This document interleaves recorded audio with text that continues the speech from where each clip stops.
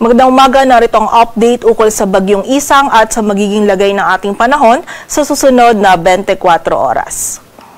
Kaninang alas 2, si Bagyong Isang ay nag-intensify into a tropical storm habang binabaybay pa rin ang West Philippine Sea. Huli itong namataan sa layong 290 kilometers west ng Bacnotan, La Union at taglay na nito ngayon yung lakas ng hangin na 65 kilometers per hour malapit sa sentro at bugso ng hangin na umaabot sa 80 kilometers per hour. Ito ay kumikilos pakanluran sa bilis na 25 kilometers per hour at palayo na nga po ito sa anumang bahagi ng ating kalupaan. For now, hagi pa rin po ng mga malalakas na hangin and also ng mga malalakas po na pag-ulan itong ilang areas ng Northern Luzon, lalong-lalo na itong area ng Ilocos region.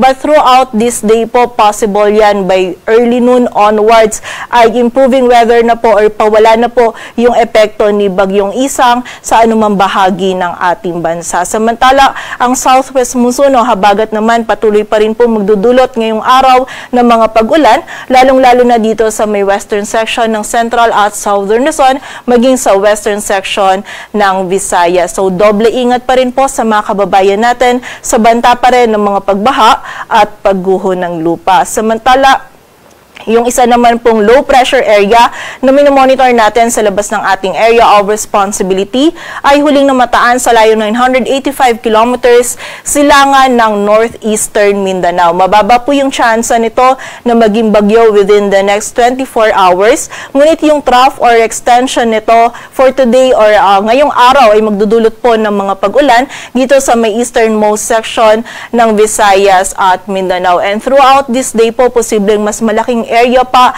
ng Eastern Visayas at nitong eastern section ng Mindanao yung makaranas po ng mga pag-ulan na dulot ng trough nitong LPA na ito. And also, nakita po natin na posible din itong pumasok ng ating area of responsibility within the next 24 to 48 hours. So, continuous monitoring po tayo and patuloy na magantabay sa updates na ipapalabas ng Pag-asa.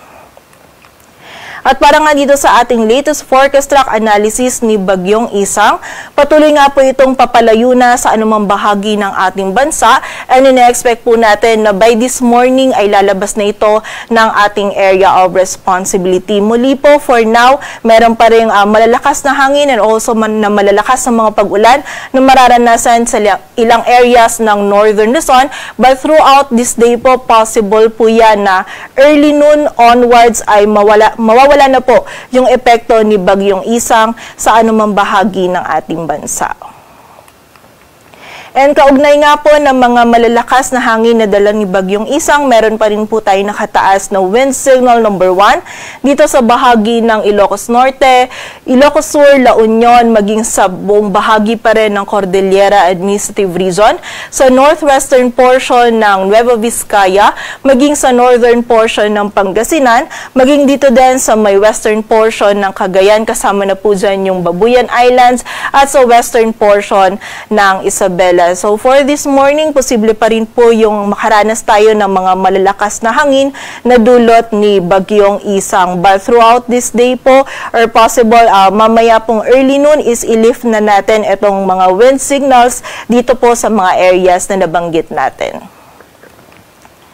At sa kasalukuyan po, wala nang idudulot ng mga malalakas na pag-ulan itong si Bagyong Isang sa anumang bahagi ng ating bansa. Ngunit yung habagat po patuloy pa rin magdudulot ng mga malalakas na pag-ulan, lalong-lalo na dito sa may western section ng Luzon. Posible pa rin yung 100 to 200 millimeters of rainfall dito sa area ng Occidental Mindoro. Samantala, posible naman yung 50 to 100 millimeters of rainfall ngayong araw dito sa Palawan, maging sa Oriental Mindoro, sa Cavite, Batangas, maging sa bahagi din ng Zambales at Bataan. So, doble ingat pa rin po para sa ating mga kababayan sa banta ng mga pagbaha at pagguho ng lupa. E nakita naman po natin bukas, etong habagat patuloy pa rin po magdudulot ng mga pag-ulan mostly dito sa may western section ng Southern Luzon. Ngunit medyo mababawasan na po yung mga pag-ulan nito kumpara po dun sa mga pag-ulan na naranasan natin nitong mga nakaraang araw.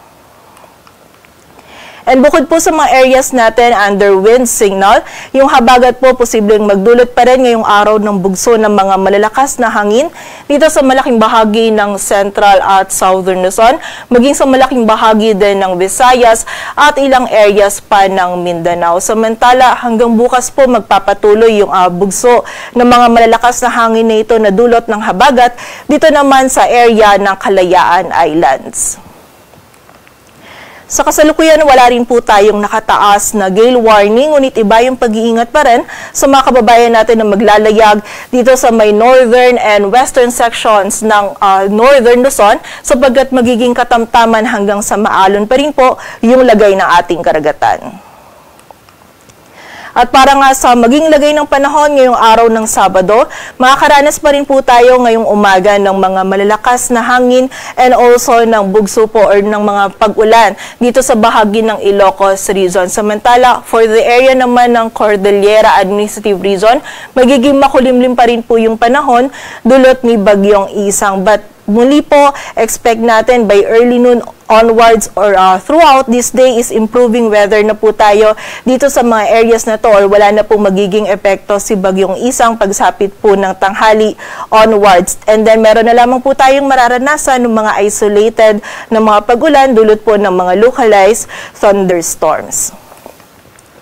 Samantala, dito naman po sa malaking bahagi ng Central at Southern Luzon, wag pa rin po natin kalilimutan yung pananggalang po natin sa mga pag-ulan. Dahil po yung habagat, patuloy pa rin magdudulot ng mga kalat-kalat na pag-ulan, pagkilat at pagkulog dito sa Metro Manila, maging sa Central Luzon, Calabarzon at sa area din ng Mimaropa. So meron pa rin po tayong mga malalakas na pag-ulan na mararanasan, lalong-lalo na dito sa area ng Occidental Mindoro. So muli po, doble ingat pa rin para sa ating mga kababayan para sa banta ng mga pagbaha at pagguho ng lupa, and also yung mga regional offices natin, nagpapalabas pa rin po sila ng mga thunderstorm advisories or ng mga heavy rainfall warnings ukol po sa mga pag-ulan nito. Samantala, for the rest of Luzon naman ay magiging bahagyang maulap hanggang sa maulap yung kalangitan or improving weather na po yung ating mararanasan. Liban na lamang yan sa mga tsansa pa rin ng mga isolated o yung mga biglaang pag-ulan, pagkilat at pagkulog dulot ng habagat at ng mga localized thunderstorms. Agwat po ng temperatura dito sa Metro Manila ay mula 24 to 29 degrees Celsius. Samantala, dito naman sa bahagi ng Palawan, maging sa area ng Western Visayas, magiging makulimlim pa rin po yung panahon. Mataas pa rin yung tsansa ng mga pag-ulan, pagkilat at pagkulog dulot po ito ng habagat. Samantala, dito naman sa may silangang bahagi ng Visayas at Mindanao, partikular na yan dito sa Eastern Samar, Dinagat Island, Surigao del Norte, Surigao del Sur at Davao Oriental, ay mataas din po yung tsansa ng mga pag-ulan, pagkilat at pagkulog dulot naman po ng trough ng low pressure area. Samantala, for the rest naman ng Visayas at Mindanao, meron tayong mga isolated na mga pag-ulan pa rin na mararanasan. Dulot naman po ito ng habagat. So muli po, pag-iingat pa rin para sa ating mga kababayan sa banta ng mga pagbaha at pagguho ng lupa. Agwat ng temperatura sa Cebu ay mula 25 to 31 degrees Celsius at sa Davao naman ay 24 to 32 degrees Celsius. Patuloy po tayo magantabay sa updates na